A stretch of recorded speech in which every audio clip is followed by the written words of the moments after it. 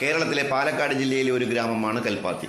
ടൗണിൽ നിന്ന് ഏകദേശം 2 കിലോമീറ്റർ ദൂരത്തിൽ നിളാതീരത്ത് ബ്രാഹ്മണർ ഒരുമിച്ച് താമസിക്കുന്ന അഗ്രഹാരം ഉൾപ്പെടുന്ന പ്രദേശമാണിത്.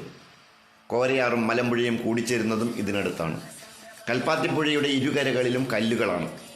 പാറ കൊണ്ടുണ്ടാക്കിയ ഒരു ഓവിലൂടെ വെള്ളം ഒഴുകുന്നത് പോലെ തോന്നുന്നത് കൊണ്ടാണ് കൽപ്പാത്തി എന്ന് പേര് വന്നതെന്ന് പറയപ്പെടുന്നു.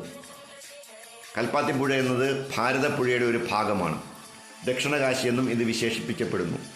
പാലക്കാട് ബ്രാഹ്മണർ ആദ്യമായി കുടിയേറിപ്പാർത്ത സ്ഥലങ്ങളിലൊന്നാണ് കൽപ്പാത്തി.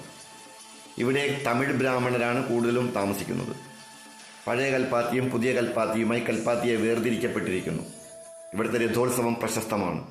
എല്ലാ വർഷവും തുലാം 28, 29, 30 ദിവസങ്ങളിൽ കൽപ്പാത്തി വിശാലാക്ഷി സമേത വിശ്വനാഥ സ്വാമി ക്ഷേത്രത്തിലാണ് കൽപ്പാത്തി രഥോത്സവം കൊണ്ടാടുന്നത്. ഇവിടുത്തെ പ്രതിഷ്ഠ വിശ്വനാഥ പ്രഭുവും പത്നി വിശാലാക്ഷിയുമാണ്.